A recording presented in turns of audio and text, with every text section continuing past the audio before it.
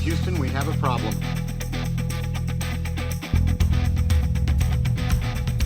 Give me all you got! But what I do have are a very particular set of skills. Give me back my gun! I didn't kill my wife! I don't care! Hello, everybody, and welcome to another episode of Stand and Watch, the best and only dad movie podcast you're going to listen to, because we killed all the other ones. As always, I'm your host, Matt, and I am once again joined by my co-host, Nick, who has returned now that the tariffs are off.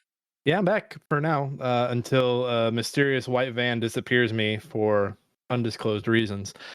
Great to be back. I'm kind of hurt that you did an episode without me, but, you know, the schedule called for it, so... Yeah, we did our best to get you on, but, hopefully you can stay on. Liberation Day is coming up soon.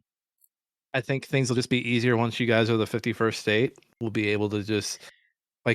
you'll have all the benefits that I have down here in the States. I think things will be much easier when you become the 11th province. You guys have 10 provinces? Yeah. And you don't want to be a state at all. Come on. No, we're taking Washington State for sure. That's going to be we might take Oregon too. We'll have the Pacific Northwest territories. You're just being greedy. You don't need all those provinces. We might take Illinois also, just for shits and giggles. Minnesota's just going to come to us. They'll be like, listen, we want to be part of you. Are you guys just going to take part of Michigan? You're not going to take like the weird stalag type part of Michigan, but you'll take the mitt. Yeah, sure. We might take parts of New York. Just parts. Buffalo, you can keep the rest of it, right? We'll take Buffalo. We'll take Manhattan. You guys can keep Staten Island. You want to come down and get Missouri while you're at it? That's a that's a little bit pushing it. It's a little bit pushing it. Come on, man. The Confederacy didn't want us either. Come on, man. Nobody wants Missouri. What's the line from Fresh Prince? Why don't he want me, man? How come he don't want me, man? I love that every once in a while you'll see that scene and some dork will be like, Will wasn't acting there. That was his relationship with his father. And someone will be like, no, Will and his father have a really good relationship. Shut the fuck up. I love. I have no idea who's right, but it's just funny that that's an argument. The funniest one too. There's always multiple people who think they're so deep when they go, "That's okay. Uncle Phil has always been his real father." Like, oh, thanks for the analysis. We didn't know that. They'll quote that J. Cole. It'll be the whitest person you know, and they'll be like, "First things first. Rest in peace, Uncle Phil." I don't know if you know that song, but I don't. But yeah, I mean, look, rest in peace, Uncle Phil. I love Uncle Phil. Uncle Phil's the best. He's a good character. I forget the pool stick's name, but I like the episode Lucille. where he does the Lucille. Give me Lucille. Break out Lucille. Great. Just incredible. It's a badass moment. Yeah. It's a bad. My other favorite TV fun fact that everyone just pulls out for no reason. Do you know Charlie and the waitress are married in real life? And also, do you know Mac and Dee are married in real life? You know Mac and Dee are married, and Dee was only cast because Mac's original girlfriend was on the show, but then they broke up and he kicked her off the show? Huh? Did you know that? That's reverse nepotism. Did you know that Dennis is married to the woman in the Dennis System episode? And I just want to punch all these people in the face. Stop it. Just stop. I don't know if you know this, Nick, but did you know in the Lord of the Rings, The Two Towers, Viggo Mortensen actually did break his toe, and when he screams, it's just him screaming in pain. I didn't know. Did you know in Fallout, in Mission Impossible Fallout, you can see Tom Cruise breaking his I forget what he broke, his ankle. I think he broke his ankle in that. Yeah, you could see him breaking his ankle. He does his own. Did you know he does his own stunts? Oh my God, that's an incredible revelation that we're revealing here on this podcast for all of our lovely standees and Steve Buscemi. I know Steve didn't know this. Steve Buscemi, by the way, was in the first episode of The Studio. Was he really? Yeah, and there's a running gag that nobody knows how to pronounce his last name. So throughout the episode, there are people calling him Buscemi, other people calling him Buscemi. Anyone call him Buscemi? I don't think so. Anyone say anyone say Buscemi but with a fun Italian accent? Steve Buscemi. I don't think so. Who was it? Scorsese was in the episode, so he might have. I don't know why. I find it very funny when people just like talk normally and then just for a single word break out into an authentic pronunciation and accent. So I have a character that I do for my kids, and it's not the most appropriate character, but he's called Salsa Man. And the first time I did it is because I pulled out salsa and I was like, "Who wants salsa?" And now I use him as my character to say what I want to actually say to my kids when they're misbehaving. So you bring out Salsa Man to discipline your children? So like if one's in the bath and they're like standing in the bath, I'd be like, "Sit down! Harry Truman died in the tub from standing in the tub. You sit down now!" Oh, so you're disciplining them and giving them fun facts. Yeah, it's fun. Or I'll call my wife, instead of calling her by her name when I'm Salsa Man, or if they're not listening to their mom, I'll be like, "You need to listen to Beautiful Creature." I'll call her Beautiful Creature. I don't know. Someone's going to be mad at me for doing that, but it's fun. I find it kids like 10 years from now are going to be like, "Dad, it's really fucked up that you did Salsa Man." I find it very funny when just for one word somebody decides, I'm going to pronounce that authentically. Like the Cream Fraiche episode of South Park was on TV the other day. Cream Fraiche. Like honestly, it was on TV like a day or two after me and you were like laughing about Gordon Stolsky's murder. And talking about that, and it was on, and when he's doing his like fake show, like in the cafeteria, he's saying what he's gonna make the kids, and then for the word mozzarella, he goes mozzarella, and then he just goes back to talking like Randy, and I lose my shit.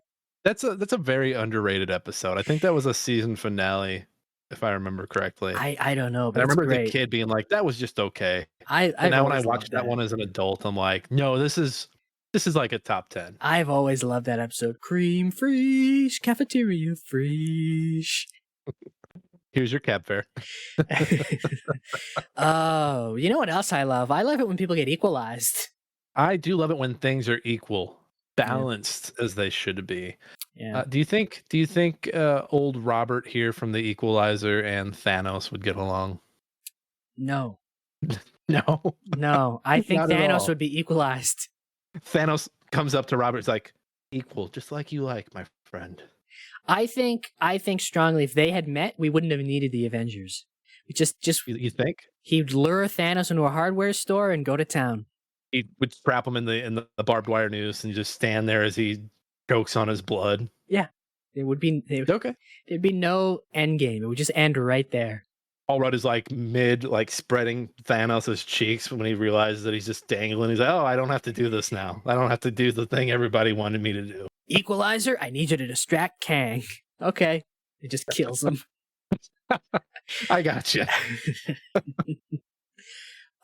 He wouldn't like Kang, but he also wouldn't like Majors. No, He'd wouldn't. be like, "We don't do that. We don't hit women." He didn't have the what movie? Oh no, that was Con Air, where Nick Cage was like, "You don't hit women." Yeah, you don't respect women.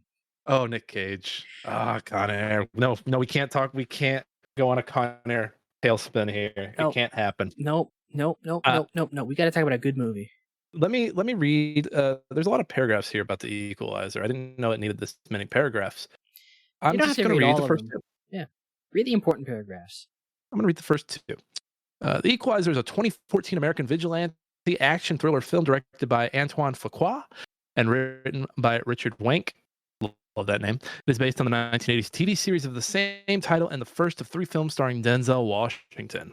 Cast includes Martin Zakis, Chloe Grace Moretz, David Arbor, Bill Pullman, and Melissa Leo. Washington plays Robert McCall, an ex-Marine and DIA officer who reluctantly returns to action to protect a teenage trafficking victim from the members of the Russian mafia. Reluctantly is doing some heavy carrying in that sentence, by the way. Principal photography. They shot in Massachusetts. There's 2 sequels. That's all you need to know. Yeah. I didn't realize the 3rd movie came out in 2023. So recent. I saw it in theaters. Good movie.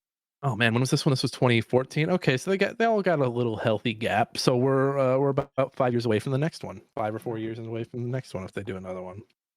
He'll be 74 if that happens. God, is he that old? Yeah. I mean, even in this, because I think he was 60. in his 60s. He's in his 60s in this one. Yeah, I think he was like, I think he like was 60 on the dot. All right, so I pulled up Robert Wank real quick to see what else he has written. He wrote 16 Blocks, which I'm a fan of. I know most people don't like the Most Def Bruce Willis 16 Blocks, but I'm a fan. He also did The Expendables 2. I like that one. I haven't seen that one. I've only seen the first one. I like 2. 2 has Jean-Claude Van Damme, and Oh no. he's the bad guy, and me and my friend always quote this to each other. There's one scene when he's like intimidating them or whatever, and he says to Sylvester Stallone, "Don't challenge me." Don't challenge me. But that's Van Damme saying that? yeah, right. Because with his accent, he goes, "Don't challenge me." So me and my buddy, we always say that to each other. Don't challenge me. That reminds me of there's a Ben Affleck movie where he's in South Africa or South America, I forget which one. But he puts on like a thick, like, you know, he does some Spanish and he's like, por favor. And I just remember it playing in the trailer. It's like, that is so bad. Even in the trailer, that's really bad. So what else has this man written? He wrote the other 2 Equalizers. Cool. I've got bad news though. This man wrote Kraven the Hunter. Oh no. Yeah. You know what? Everybody has their bad days. He also wrote the Magnificent 7 remake that came out back in 2016. I like that one. That's fun. I haven't seen that one. I never didn't really hear anything good about it. When it comes to Western remakes, I think the one everyone points to is that 310 to Yuma. That's with, also good. Bale. That is also good. Need to watch it. I hear it's really good. Very good. We should put that on Great Grandson of Wheel. Great grandson of Wheel, adopted great grandson of Wheel. Is it going to be adopted? We're adding some lore to this Wheel family. Eventually, it's gonna get to the point where like there's no blood relation between these Wheels. And it's just it's a commentary on the death of the nuclear Wheel family. Yeah, I hate myself for that. You know what? It's a metaphor for the death of cinema itself. Yes, everything is just a copy of something else down the line. You want to do our dad-approved letterbox reviews? I got mine ready to go here. This comes to us from Marmar, who is a patron. They gave this movie 3.5 stars and wrote, "He did all of that with a long-sleeve button-up shirt tucked inside his jeans. Of course he's a weaponized killer." I mean, I think just hearing that, I think back to Dexter, who did similar type of stuff in a similar getup.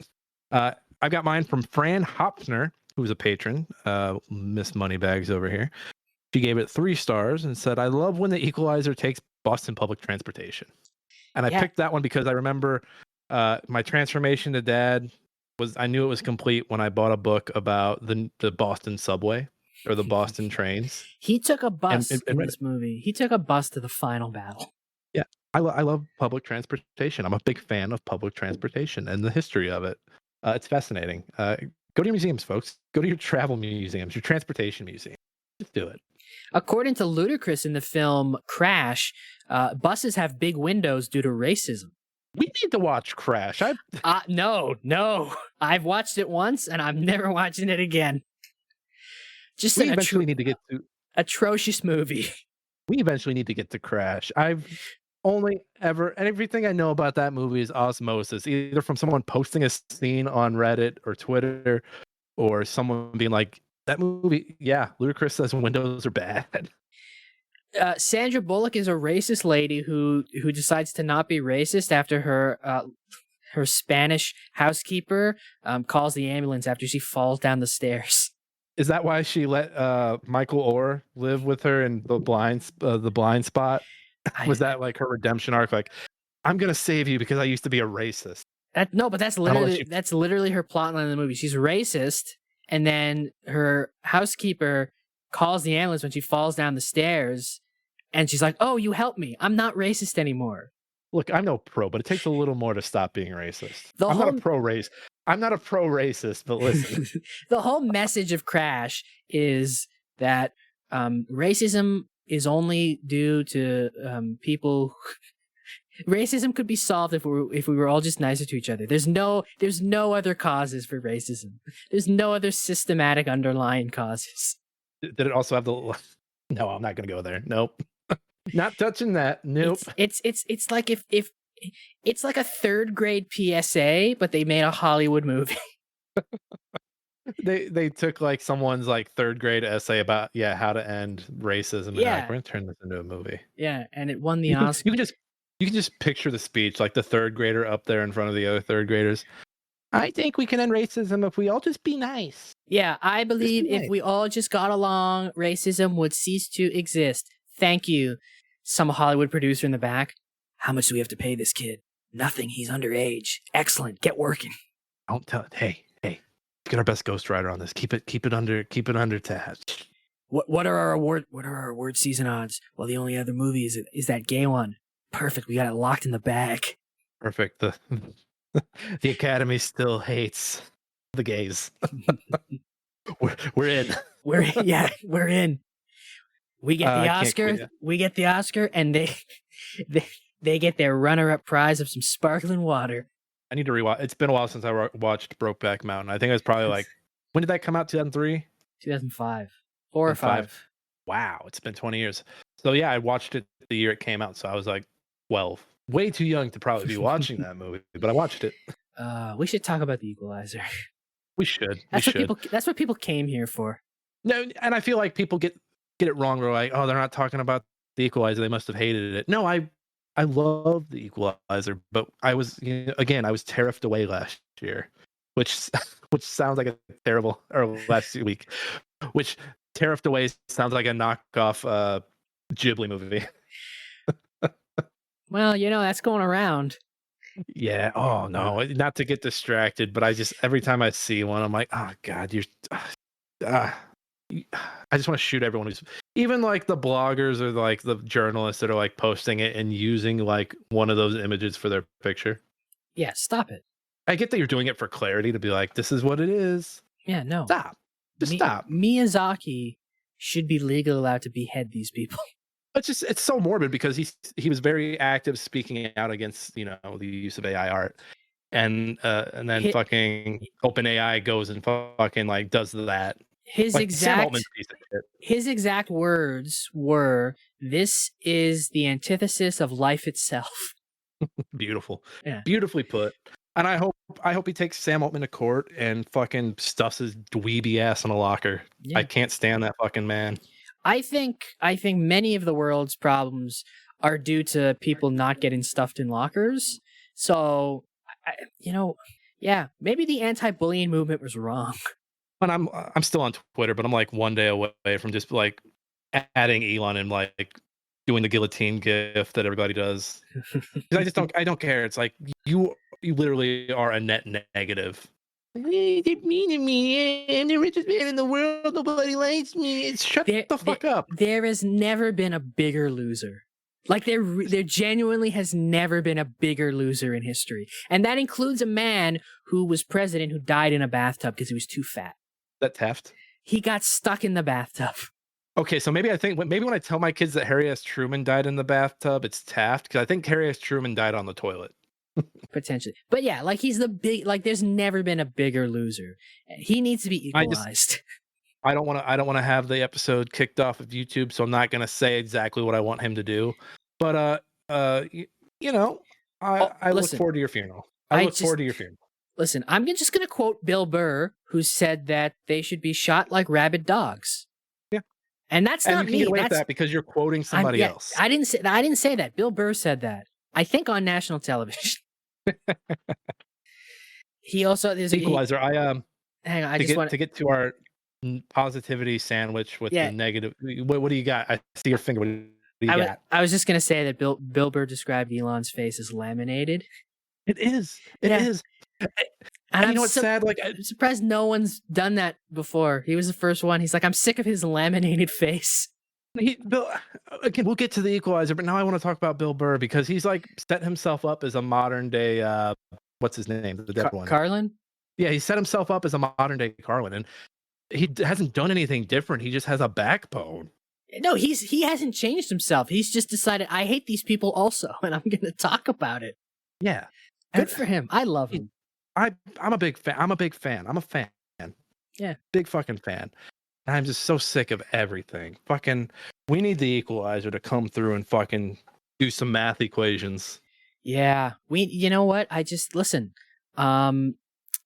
There's something rotten in the hive, and someone needs to do something about it. We need a working man. We do. We need a working man. I love that all of these movies. These are your blue collar men going to work. We'll get to the Equalizer because this is actually a great segue because he is a working man in this. But like, I was watching because I'm getting ready for a working man. I have my tickets, and I saw this the comedian. Have you ever heard of the comedian Godfrey? Yeah. Yeah. So he was doing a bit, and he posted online of like, I love Jason Statham movies because like he's always got a job, and he always says he always says his job in the movie. He's like, oh yeah, I'm a beekeeper. I keep bees. Yeah, I'm a transporter. I transport things. I'm transporting again. And he's a transporter too. Yeah, it's like, oh, I got to do a job. I got a bank job. Yeah, and so he does this great bit of just like, yeah, I can't wait for. He's like, oh, I'm mopping the floors. Who am I? I'm the janitor. The janitor. He just does keeps this, giving him these movies. Yeah, he's just got Godfrey has a great bit of just like giving Jason Statham more jobs. And you know what? I don't remember what I said about him not getting beat up in Beekeeper, but you know what? If he doesn't get beat up, who cares? I'm having a good time. When I first couple times I watched it, I was like, hey, it would have been nice if like, because John Wick gets beat up, and you're like, that's good. It adds more stakes. I like that. But the further I go on, I'm like, no, I don't need it. I just if it's just gonna be Jason Statham destroying people, I'm cool. I don't think Denzel got beat up in this either. No, he didn't. It was while watching this that I was like, you know what? As great as like, is it better when they get beat up because it adds more stakes? Yeah, but I'm okay. I'm okay with an action movie that's just like, you know what? Just have them destroy everyone. Yeah, sometimes I just want to see the bad guys get fucked up. Yeah. And this movie gives that to us. Where are my notes? Hang on, I lost them. Yeah, so I'll start. Yeah. I was pleasantly surprised how fast this started. I really like just the typical action movie thing now is like, oh, the guy that wronged them, we're not going to chase them the whole time. Here he is, but he's not the big bad, but he's like the side boss. He's the mini boss, and I kind of like that because Equalizer does it. Beekeeper had done it. I'm sure there are other movies I'm not thinking of recently that have done it as well.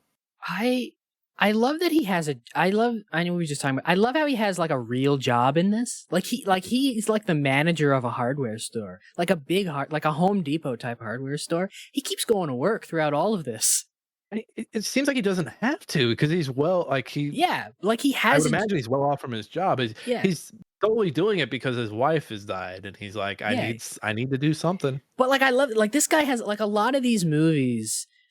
Right, like The Beekeeper, John Wick, right? Like a lot of these movies, like the Former Assassin or whatever, you know, he used to be a killer. Like he's just like a lonely guy. He's just like he just lives in seclusion, right? Like The Beekeeper just lives in that barn. John Wick just doesn't talk to anybody, right? And even like a movie like Taken, like he's just retired, right? Like Denzel's out doing things. He's got a job. He talks to people. He has hobbies. Right, he's going to this diner every night and reading books and conversing. Like he's just a friendly guy, just a nice guy. Just a nice guy in the neighborhood that like you probably imagine this guy's like, "How you doing, Joe? Oh, I'm doing good. How are you?" He's like helping people like mow the lawn. Like you don't see that in this kind of movie. Like it works so well because first of all, he's Denzel. Of course, he's going to be everybody's friend. I also like that this movie doesn't do the typical, because John Wick and Beekeeper do something that drives me crazy. It's kind of like a lore building where like the bad guys are like, "Do you know who you crossed? Do you know who that is?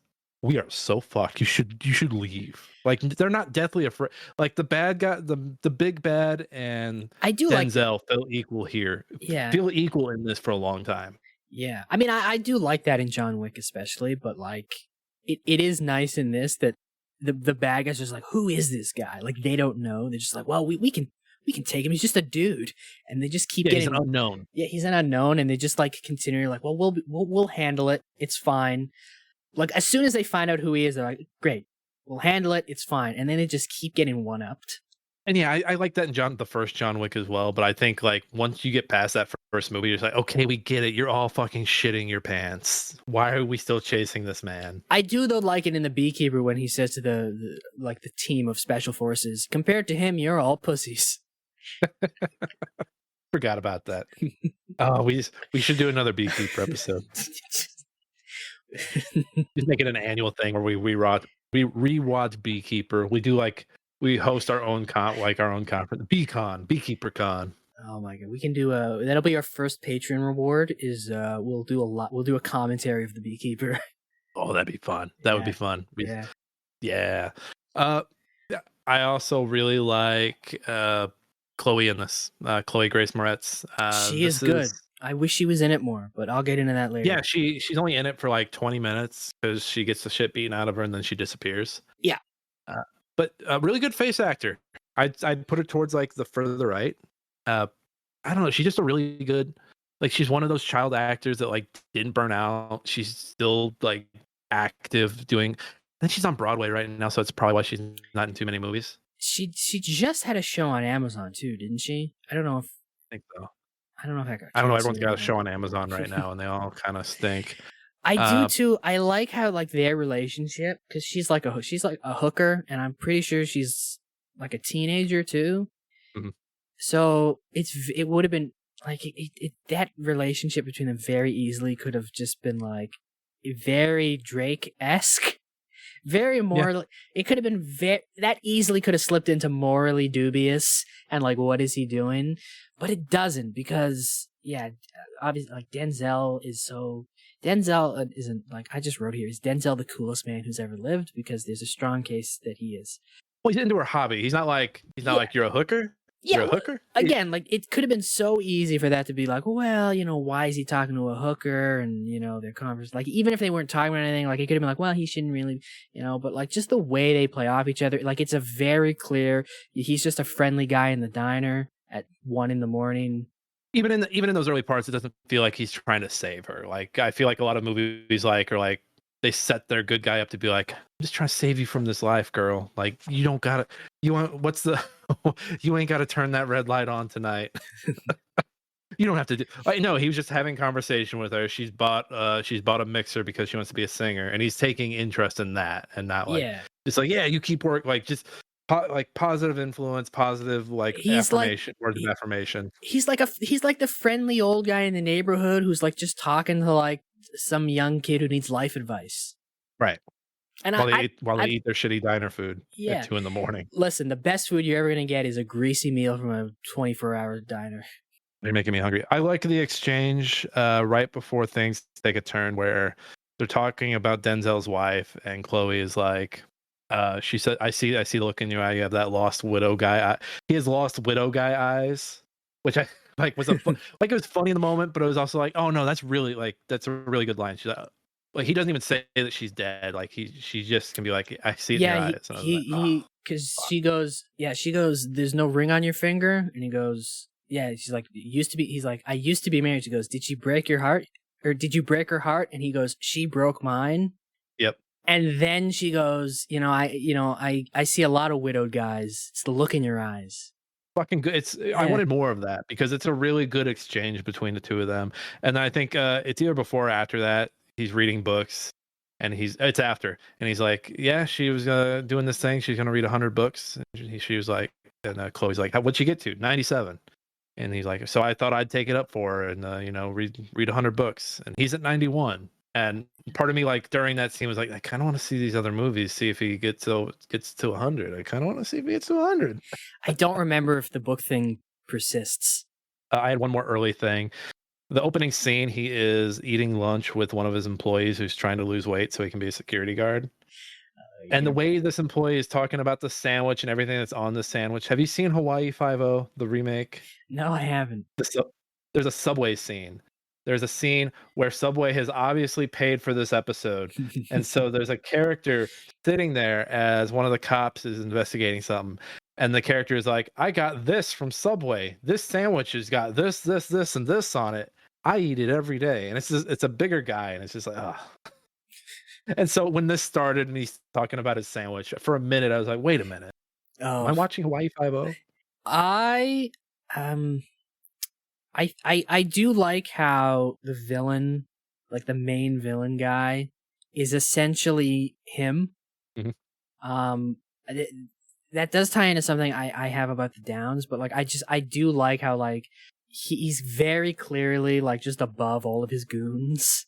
Like he knows what he's doing. Like there's the scene when he tricks them into like going to his apartment, and he's in like his other apartment watching them, and he set up his little, I guess they're, I don't know, clues. He set up his red herrings that, okay, there's some pills for air sickness, there's a ticket, a receipt for a plane ticket in the garbage, and they're like, oh, he's skipping town, and all the goons are like, he's skipping town, and the main bad guy, I believe his name's Teddy, just goes, no, he's watching us, he's not going anywhere.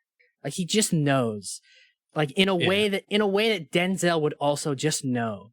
You're like, okay, this guy is Russian Equalizer, essentially. Yeah, it's Teddy, and he even does it because they're Teddy, and then David Harbour's in this. He plays a crooked cop, and they go to one of the local Boston like mob guys, and Teddy like kind of brings up that like they're stiffing the mob and like taking their cut, and like they know it and they've been cool with it, but then he proceeds to beat the shit out of the guy. Yeah. So yeah, he's negative. He's like negative Equalizer. So like while Robert's over here plussing things and making things right, you've got, it's kind of like Flash and Nega Flash. He's Bizarro Equalizer. And he's terrifying because I think he stomps on this man's face at one point. Yeah, he does a couple of stomps. I think I'm just getting softer because now when I watch someone get pummeled like that, I kind of can't do it, and it all goes back to Paul Dano, who's also in the very first thing you see in the studio is Paul Dano.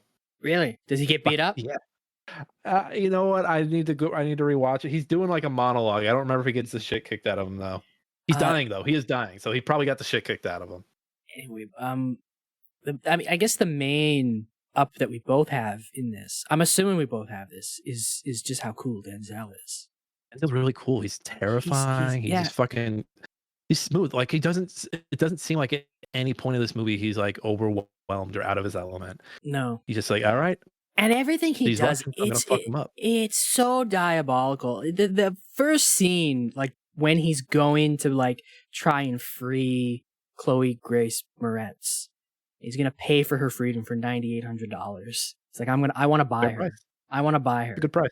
And as he's talking to the guy, and the tension is rising, the guy has like some glass skulls on his desk. Mm-hmm. and he's just like, Denzel's just casually like lining them up. Like, and you're like, okay, this, like, as the tension's mounting, he's just lining up these skulls on the guy's desk. It's like, okay, something's like, it's so diabolical. Then I think he uses one to kill one of them. Yeah, he smashed it in his face. Yeah, them pulling the skulls and like, one for you, and kind of just handing them out like they're little shot glasses. Yeah, like he lines them up, like he moves them around, like just diabolical things. There's another thing I like, the slower moments of violence in this. So like that first gangster that he shoots in the neck. By the way, they do the Unforgiven. The big bad guy in that moment like is the first one basically to die. I was like, yo, it's fucking Unforgiven all over again. But and then he sits there and watches him die. Yeah. And he's slowly bleeding out. His vision is fading, which I thought was really cool. They did his POV there. He explains to the guy what's happening to him. He's like, you're bleeding out. You'll be dead in 30 seconds. It's just so fucking, yeah. Yeah. And he says to the guy, it didn't have to be this way.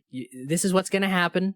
I don't know what he's like, whatever artery, like he's shot, like you're bleeding out. You'll be dead in 30 seconds. She's going to go on and live her life. And you're going to die on this funky floor, all for $9,800. Funky floor. And then the guy like gurgles, like, who are you? And then he just stares and watches him die. And then it's like a nice POV shot of the dying guy's just vision blurring into the afterlife. Just diabolical things happening. There's a great exchange near the end when Teddy has all the hardware store employees hostage. He's on the phone with Denzel. He's like, are you willing to die for your friends? And Denzel's just like, are you? There have been some good punchbacks from like these characters. There's the Countdown and Beekeeper. There's that. Yeah.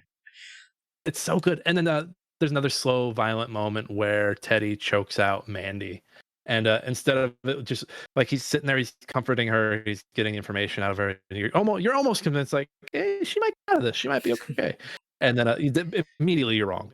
Immediately wrong, because he goes behind her and starts to choke her out. And any other movie would have like cut away, but no, you're sitting there watching this man choke her out. You're in the house. They put you out of the house. You're watching from the front porch, and you don't hear it from the front porch, but you see it happening still. And there's a lady outside just barbecuing. Just fucking barbecuing, and just one floor down. This poor woman is being choked to fucking death, and I was like, Jesus fucking Christ! Like it was another. I'm getting stuffed in my old age, but I was like, God damn, she didn't. What the fuck? Yeah. What else? There's a great when Teddy like learns like who he is, like where he is, because he kills all the Russian guys at the beginning, and then they send Teddy to figure out who killed our guys. And when they find him, Teddy goes to his apartment and poses as a cop. And like Denzel immediately clocks, this guy's not a cop. He's one of them looking for me. But he plays along. And you can kind of tell that Teddy also kind of realizes this guy probably knows I'm not a cop, but he still keeps up the act. And it's such a good scene. And like Denzel keeps like stepping in front of him so he can't get a full look in his apartment because he knows he's like scoping it out. And it's like, yeah, how'd you know I was there? It's like, he's got his alibis. He's like, how'd you know I was there? I didn't leave a reservation. I paid in cash. It's like, what? Right? I love that they're like the two leads are like the smartest fucking people. Yeah. Like just going back. Like there's a scene where Denzel just fights off two dirty cops in the diner later on, and Teddy's in the car with Arbor. And Denzel walks past with he knows he's in there, so he's flashing photos. Yeah. To go back to that scene that you were talking about where where Teddy's pretending to be the cop. I love the way they light that because they cover his eyes. His eyes are he's kind of dark from like half his eyes up, and you can just see his face talking. I don't know, that just really stood out the way they lit that. I really liked that. Yeah. You mentioned the guy. They send a guy to kill him in the diner. And he goes in there dressed as a construction worker. He sits like 10 feet away. Like Denzel's at his booth, and this construction guy comes in, sits at the counter, orders like a coffee or whatever. And as soon as the guy who runs the diner like goes in the back, Denzel's just like, "Is it just you, or are we waiting for more?" Just like immediately clocks him. He's like, I know you're not a construction worker because I can see by your hands they're too clean. If you just got off a shift, they wouldn't look like that. And the guy's just speechless. He's like, what? And he's like, I guess it's just you then. Yeah, and then he fucks him up with a book, cuts the power of the diner, and then Teddy and David Harbour are in the car going, what the hell's going on? What the hell's going on? And Denzel just walks out so nonchalantly right in front of their car and snaps like a dozen pictures with the flash fully on. Diabolical. Not hiding at all what he's doing. He's hiding. Like, fuck you. Yeah. Fuck you. And he purposely put that flash on. He wanted them to see he was taking their picture. This is a man who's just like, is not only really good at what he does, but he wants to fucking troll you along the way. Yeah, it's so good. It's so good. I've got a few more goods, but let's get into the negatives. I'm sure we both have this one. Chloe needs to be in it more. She needs to be in it more. She disappears and then reappears for like the last 5 minutes. She's like, "Here's my demo." Yeah, it sets up their relationship so well, and you're like, okay, like yeah, and it makes sense that okay, yeah, he would come out of his little retired life for this, right, to try to help her. That makes sense, but she's just like, as soon as he kills those guys, she never shows up again. He doesn't go back to the hospital. There's no more visits. There's no more how's she doing. It's just, like her best friend is also like the only other prostitute who seems to care about her well-being gets killed. And like, we don't get a follow-up of like her in the hospital. What happened to Mandy? Like we never see her again until the very end. You would have thought Mandy would have been like a loose end that Teddy's like, no, I'm going to kill her too. Like, because I mean, he kills Mandy and you would think like, okay, this guy obviously did this because of I think Chloe's name in this is Terry, or no, Alina. Yeah, Alina. He's like, okay, I'm gonna go. Like, he obviously cares about Alina. Let me go get Alina. Which, I mean, he ends up taking Robert's workplace hostage. So I guess that covers for Elena. My thought would be that Chloe was just too busy to be in the rest of this movie. That I Maybe. think that might be the whole, because this was 2014. This was Maybe. 2014, so it was probably shot in 2013. I don't know Yeah, because 2013. She was in movie 43, Kick-Ass 2, Carrie, Girl Ride. So she was fucking busy. I know, but like And I then if you look wanted. at 2014, she was in 6 movies in 2014. Yeah, but see, here's the And thing. only one of those was a cameo. One of the trivias for this movie is that the Elena character was supposed to be older, but like Chloe can't campaigned for the role. Like she really wanted it. She wanted to do this movie. So you'd think she would have made time to be in it more if she could have, right? Right, and this was 12 years ago. So she was 16 or 17 in Yeah. that. Jesus Like Christ! they aged the character down for her because she was like, I want to do this movie. Like, put me in the movie, right? She wanted to work with So- Denzel. Yeah. So like, I don't know. I- Like she should have been in it more. And I don't know. I saw she was in the sequel, so maybe they write that wrong. She is not in the sequel, as far as I know.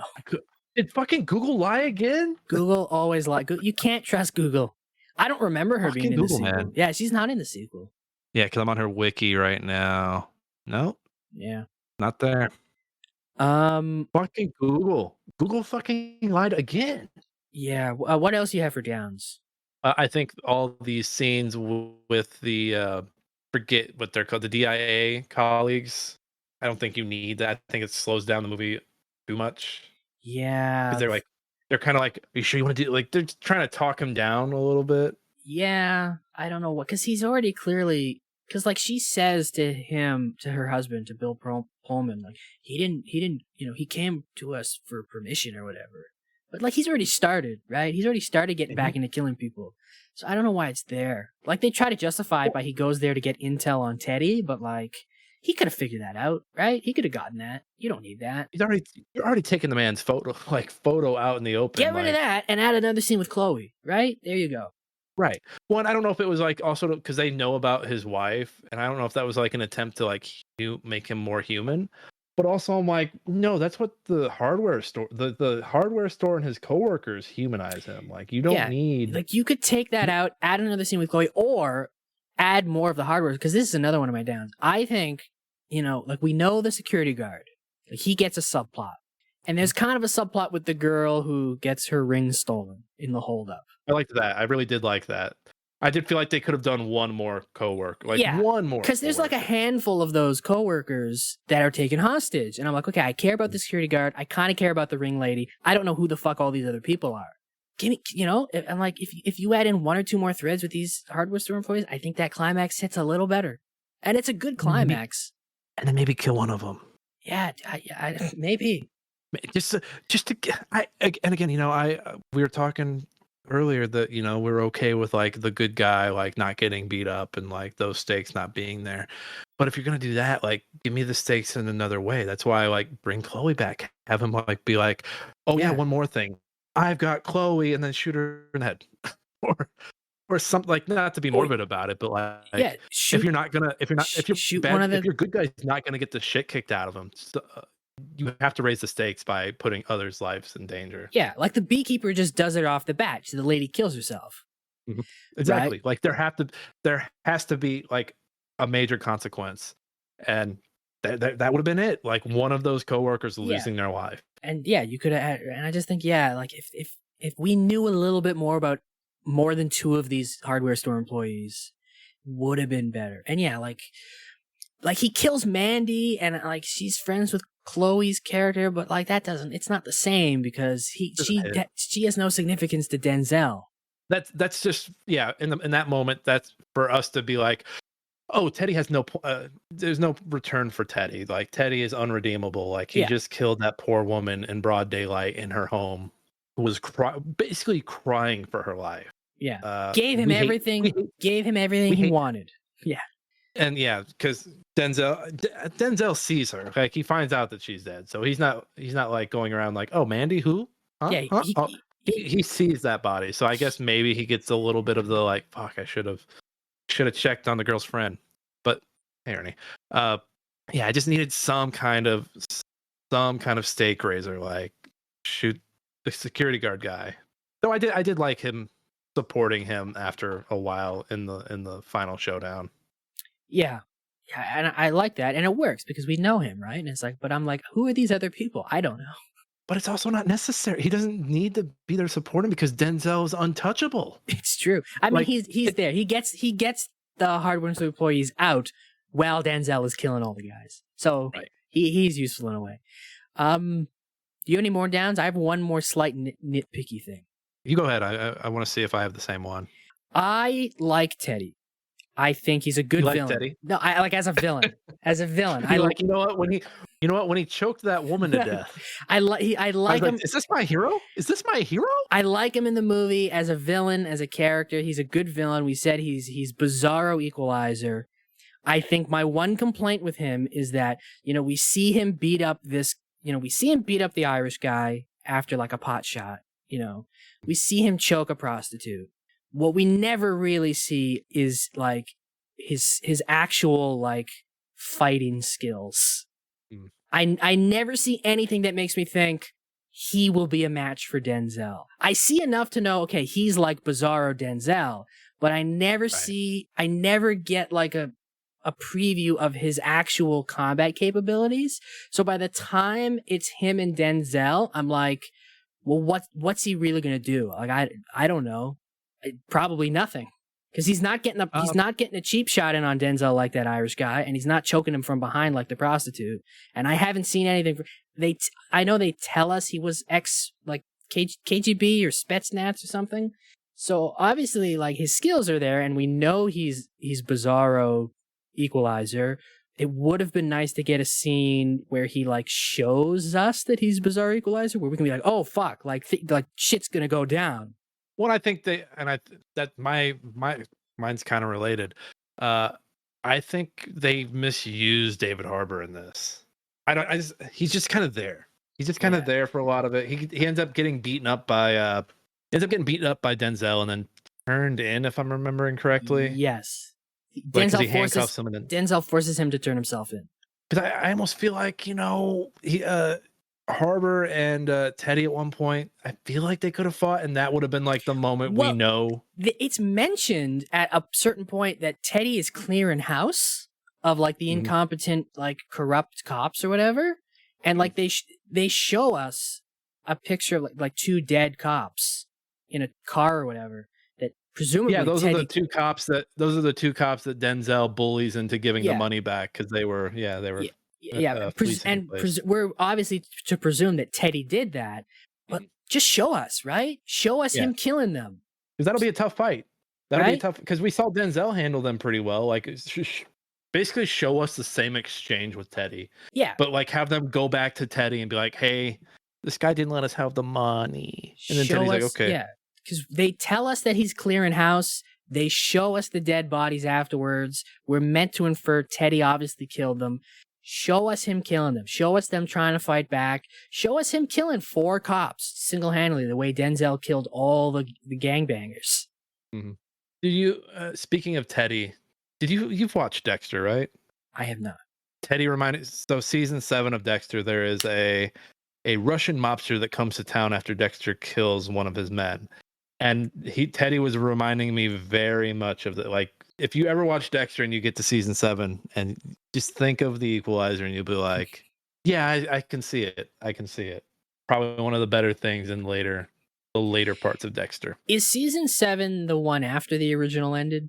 No. So season 6 was the religion season where the bad guy is Colin Hanks.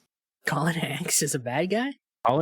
Colin Hanks is the bad guy in season 6. And wow. I remember I was obsessed with that trailer because I was like, this is going to be a really good fucking season. And there was a big twist that kind of sucked and it just fizzled out. I'm trying to I think that's the season where there's an even bigger twist at the end that's better and it kind of redeems. The ending redeems like the whole season. But season 7 is just really good storytelling, really good character work, especially from this villain that I'm talking about. And was season 7 the last season of the original run? Season 8 was the last season. It had 8 seasons? Damn. 8 seasons. And then the return, season 9 was like the return, which I guess you would consider to season 1, but And now they're doing all these Dexter spin-offs, which is just like you can't Young keep up with Dexter. them. Young Dexter. You've got the prequel where Dexter's parents get together. His mom gets chopped up. When's the Young Dexter, Young Sheldon crossover? Hopefully soon. I had to watch an episode of Young Sheldon in the dentist office the other day. I hated it. The one redeeming factor is the guy who plays Pondy. The guy who plays Pondy is in it, so like he just makes me laugh. Can't think of his name. Can't think of his real life name, but he's funny. I do got one. Do I have one more positive? I have a couple more positives. The I don't think we mentioned it, but the final warehouse showdown. We did not mention it yet. I was saving it. I wrote in my notes here, hardware store Home Alone. Very hardware store Home Alone. They have a very like heavy rock, synthy, 9 Inch Nails adjacent song playing as he's taking guys out with hardware. They're inside and they still find a way to do the final showdown in the rain trope. I love it. I love it. Yeah. I'm not mad at it. I like they turn it in, it's dark. It's almost Sin City-esque, like the color palette there at the end. Very cool. Let's see here. What else? I like the final exchange when Denzel goes to the big Russian mobster guy's house, and the guy's taking a shower. Denzel sneaks in. He's talking to him. He's flicking the lights on and off to fuck with him, which I really love. Yeah. Good tactic. I've used that on my brothers a few times when we were kids. And then the way he takes him out, you think he's gonna like shoot him or stab him or something. No, he lets the water run onto the floor, and then is there like a blow dryer or something? He set up a wire. He cut like a wire and just left it there. And I guess he timed it for like when the water would reach the floor and the puddle would reach the wire and the guy would be standing in it. He takes him out that way, and then like they do a cool thing where like they go back through the house and show you you didn't see Denzel take these guys out, but all the bodyguards are like dead in different fashions. He walks out through the house just through the carnage that he wrought. I love it when movies do that. When movies are like, you don't need to see the action, but you're gonna know that it was pretty fucking cool what happened in here. The Equalizer 3 does that same kind of thing, but in reverse. Like I like that. It does where the movie starts with this mob boss like coming home, and there's only like one guard left alive, and he's walking through the house through all the carnage. I love that. Yeah, I do come away from this movie wanting to watch the other two because I haven't seen them. I forgot to mention it in the hate part, but the time stuff where he's like whispering to himself like 16 seconds, 23. I didn't get what he was doing. Is he timing himself? I think so. Because there's during that part he like times himself. He's like, okay, 2 guys, 10 seconds, 6 seconds, 8 seconds, total 19 seconds or 16 seconds. He thinks he's gonna do it in 16 seconds. Then he starts, kills them all, stops his watch, and it's like at 24 seconds, and he goes, okay, 24 minus the couple seconds it took me to, start my watch and walk up to them, 19 seconds, and he kind of like makes a face where he's like, okay. So it's to show that he's very plotty. He's like in his head thinking about like, okay, how could if I were going to reset this video game level, how would I do this faster? Yeah, he's like very meticulous and like, this is how I'm going to do it. This is how long it's going to take. And it's kind of hinted at in some of his mannerisms that he probably has OCD also. He's Monk. Yeah, he's Monk if Monk killed people. Monk didn't kill people? I thought Monk was a straight up killer. I don't think so. Wasn't he just like a detective? Yeah, I need to watch Monk. I've seen every episode of Psych like 10 times. I should probably watch Monk. They do mention Monk a couple times.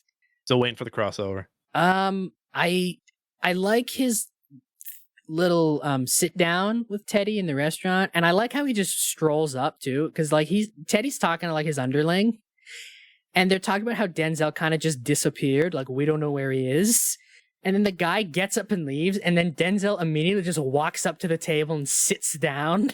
They're so fucking brazen. These guys just don't fucking care. I love it. I love how little Denzel cares, and I love that conversation they have where he's like, what do you see when you look at me? You see nothing.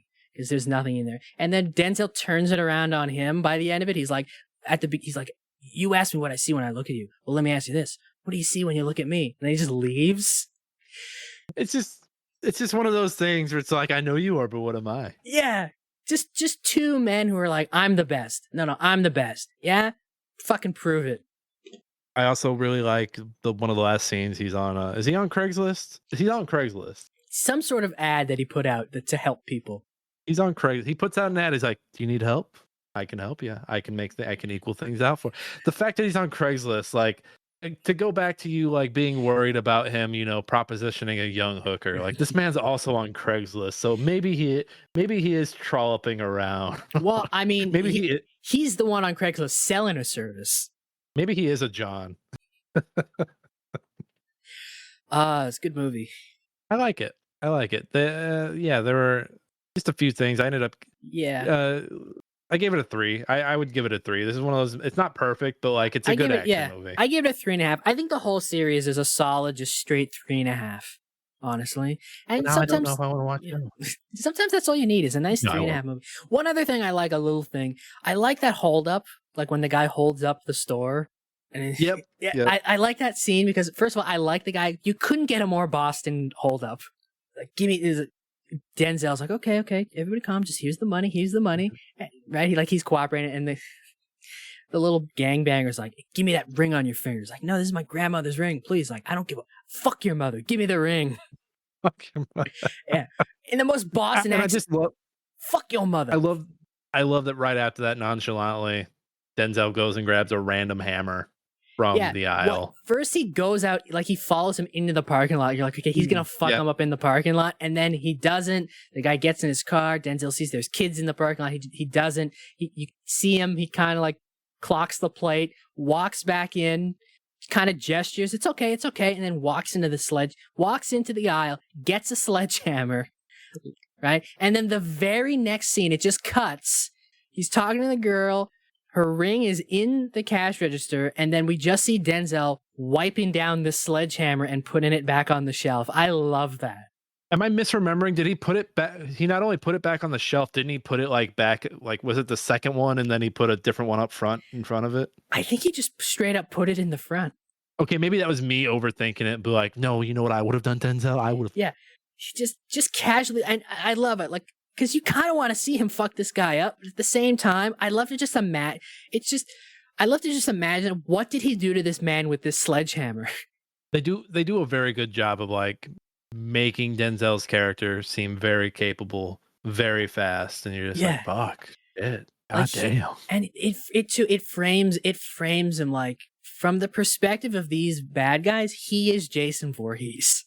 Fucking terrifying. He's a fucking murderer. It's incredible. I love a good action movie where it's just like the hero's a badass and fucks everybody up, like The Beekeeper or John Wick. But like these movies are great because he is a slasher villain as an action hero.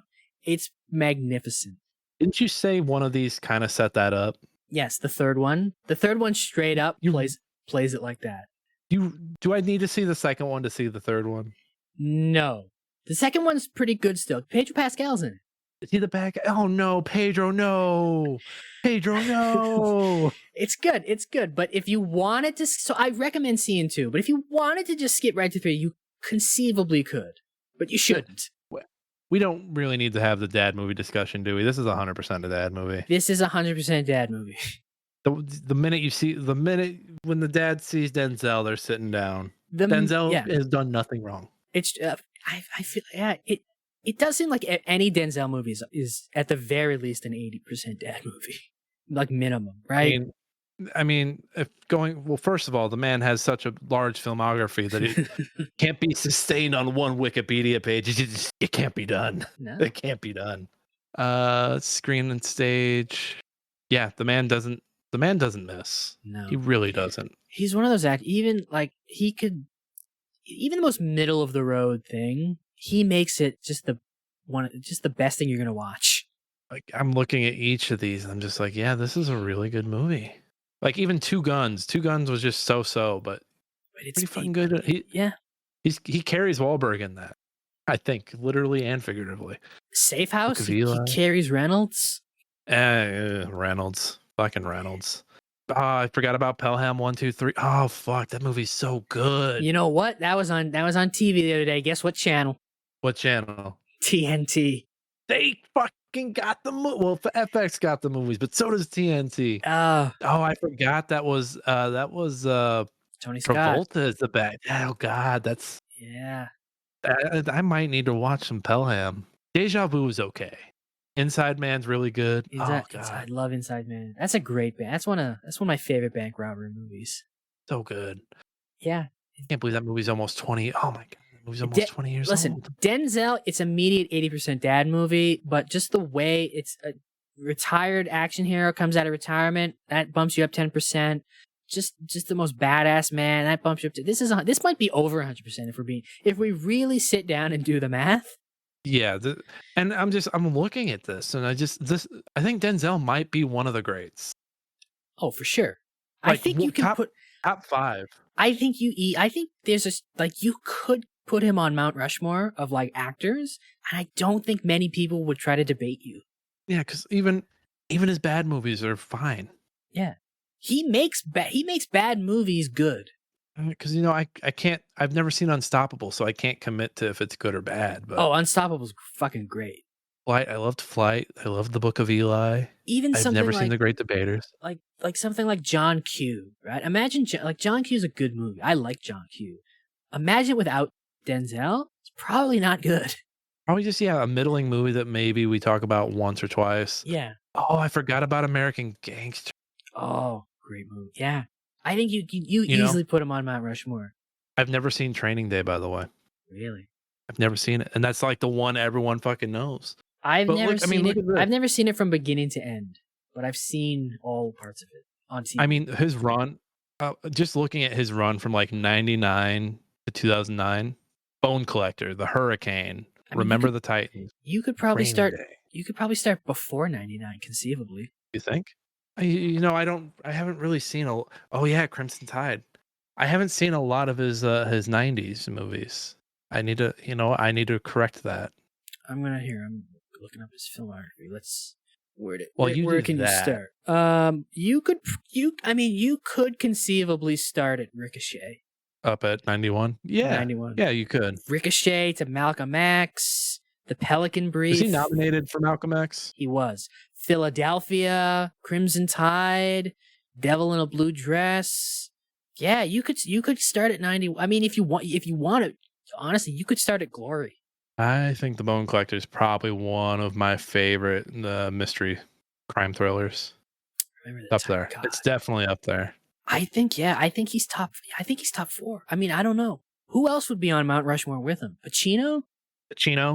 Would you put De Niro up there? Do you put both? If you only had to pick one, who are you picking? I'd pick Pacino if I can only pick one. Does Jack and Jill knock him down really hard? But you know what? If we're gonna say yes, he's the best part of that movie, though. Yeah, but also, if you're gonna knock him for Jack and Jill, you have to knock De Niro for like the last 5 years of his career. Maybe even 10. Less 10, yeah. Bad Grandpa was like 10 years ago now. Or whatever the movie. Yeah, Bad Grandpa. Dirty Grandpa. I'd say Pacino. I'd go Pacino over Denzel, Pacino. I mean, you can maybe Brando, but he's a bit of a bad bloke, so no. He's kind of a fat piece of shit. Yeah, I say that as a fellow fat piece of shit, but not on his level. I want to say Newman or Redford, maybe. Redford, Newman. As much as I hate, is Woody? No, Woody Allen's more writer director. He's only been in a few of his movies. Do we put? But I feel like with a Newman or a Redford, they're more. I mean, like they're good actors. But are they Mount Rushmore? Because they're really good actors. They'd probably be on the Mount Rushmore of movie stars. But if we're just talking actors, what about oh shit, what's his name? What about Gene Hackman? Oh yeah, put him there. So we got Pacino, Denzel, Hackman. How many? We need one more. How many faces are in Mount Rushmore? 4? Just 4. Okay. Last one's tough. You could go with a classic. I mean, Jimmy Stewart, right? I was gonna say Jimmy. I was just thinking about Rear Window. Yeah. Yeah.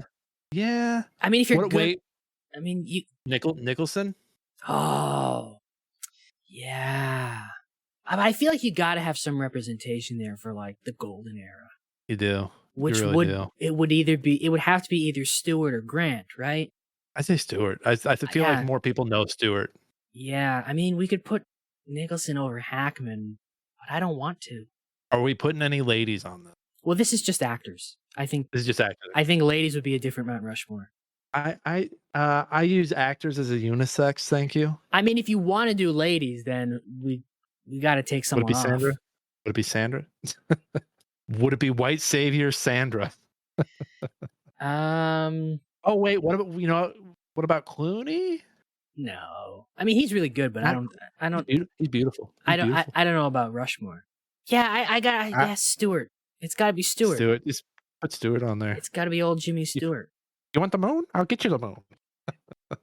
Now see here. I need to rewatch Rear Window. It's been too long.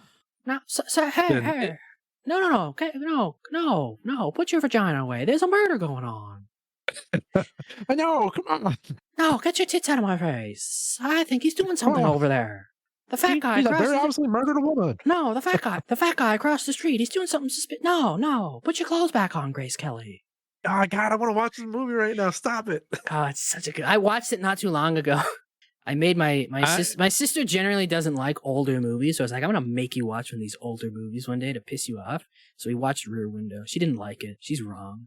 It's one I had to watch for film class, and it was probably one of my favorites. It's so good. And listen, Jimmy Stewart's if that was me in that room with Grace Kelly, that murder never would have been solved. And I just thought of another movie to change out for the future wheel. Hold on. You're changing out Disturbia, aren't you? No. You're keeping Disturbia on? I like Disturbia. It's got some really good needle drops in it. Hey, look, I don't dislike it, but over Rear Window? Look, we can do Rear Window some other time. We got nothing but time. Come on. No, I took Scarface off and I put on Do the Right Thing because I've been wanting to do that. Oh, ooh, you've taken Scarface off? I guess we do have a Pacino on the next wheel already. I would just rather watch Do the Right Thing. They're both longer movies, but I'm like, I really want some Spike Lee in my life. What did you take off for Rear Window? I didn't put Rear Window on there. Oh, you just said you were taking something off to put Rear Window. No, I took Scarface off to put Do the Right Thing. Well, we were just talking about Rear Window. I know, but Rear Window and Do the Right Thing were like back to back in my film class, and it made me think. Talking about Rear Window made me think of Do the Right Thing. I can't believe we're going to talk about Disturbia before we talk about Rear Window. I think it'd be cool. I think it'd be fun. Rear Window should come first. God damn it! Do we want to look at our IMDb goofballs? Yes, we do. I'll pull mine up.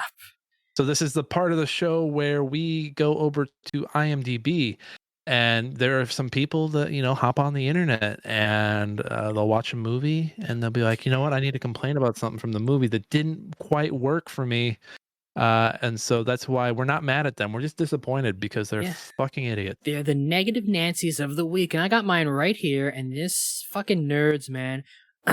When Robert and Brian, by the way, is Bill Pullman's character. But when Robert and Brian are playing chess on the back porch, both of Brian's white bishops are on white squares. This is impossible. However, if a pawn has advanced to the final row on a white square, it could be upgraded to a white bishop, hence 2 bishops on white squares. So is it impossible, or have you explained things? Why did you type this out? Fucking nerd. Man. Is there anything worse than a chess nerd? I don't know. I'm sorry. Pretty smart guys. This one, not so much. If you're watching this movie, if you're watching a movie about Denzel Washington equalizing bad guys, and you're concerned about, wait a minute, the bishops, they shouldn't be on those squares. Fucking die. I picked this one because I have no idea what this person is trying to say. I think they've got marble mouth, but it's of the hands. Teddy sees surveillance camera footage of McCall and the girl leaving, but then later tells his cohorts the video shows Teddy enter but never leave.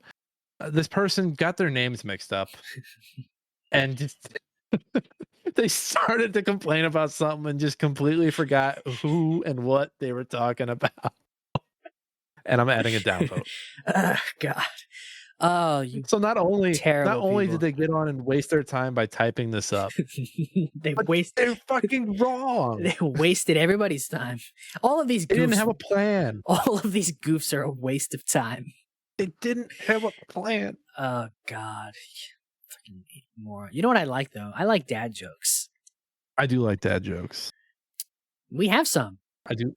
We do. Yeah, we do. Oh, Yeah. you were segueing me. I'm sorry. I was. The week off from the tariffs really threw me off. Doing my intro for the last two segments. I'm sorry. You know what? Hopefully there are no more tariffs and I don't get out of practice because that would just be terrible. Yeah. Would you like to go or shall I go first? You can go first. Okay. You know, I was watching this movie and I really wasn't sure if Denzel was going to get Teddy in the end, but turns out he nailed him. Nice. That joke is funny because he kills Teddy with a nail gun. Great explanation. I just realized we never mentioned that.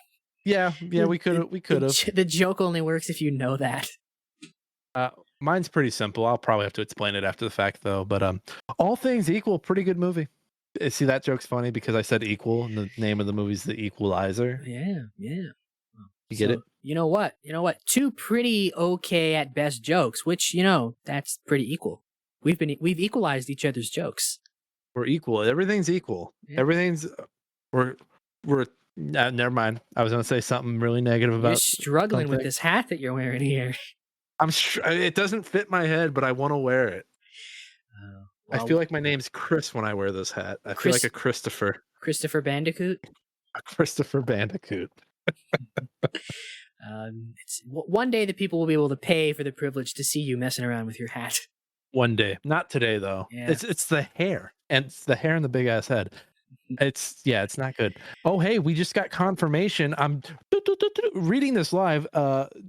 Johnny Amazich has confirmed that he will join us for the sudden death episode. Oh yeah, we're gonna be breaking news, everybody. We're gonna have a special non-wheel bonus episode in celebration of the Stanley Cup Finals. So around the Stanley Cup, I don't know when the Stanley Cup. Actually, this episode might come out. No, this episode doesn't come out after that. I don't know. This episode will be out sometime in May. Yes. Oh yeah, this episode will be out second week of May. So get ready next month for the Stanley Cup Finals. We're gonna have a bonus episode where we look at the movie Sudden Death. Just to put it into reference for everyone who's listening to this sometime in May, we recorded this on March 29th. Yes. Or March 28th. Yes. And that's how far out ahead we are. We're just good at this. We're good. That's why we make so many tariff jokes when presumably America has already invaded Newfoundland. If you're listening to this in the future where Musk and Trump have both been shot, I hope to be living where you live right now. We'll see you when we get there. Yeah. You're listening to this in the future, so I'll just say this right now. Congratulations to Washington, the 11th province. Unanimously voted by both Canada and the citizens of Washington. They really want it out of there. Look, all we really want is give us Ontario. Give us Ontario. Give it to us. Come on. 51st state. Ontario, it's beautiful. And Nick's mic is cut out, so I'm going to spin the wheel. Spin that wheel. And get us out of here until his mic comes back. It's a solo podcast. The tariffs have taken his mic from us.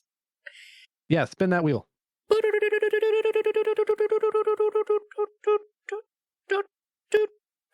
Ladies and gentlemen, next week we are going to be taking a nice trip down to, I think, Atlantic City with one Nicolas Cage, because we're taking a look at Snake Eyes.